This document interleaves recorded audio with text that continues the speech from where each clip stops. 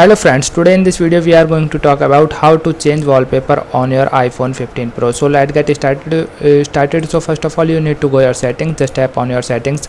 When you tap on it, you can see a new interface just like this. Here you can select a option of wallpaper. Just tap on it. When you tap on it, and another interface you can see on your screen. Now select add new wallpaper.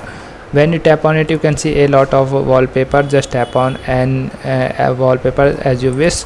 And now you also have to option to add widgets, and then configure widgets for the lock screen.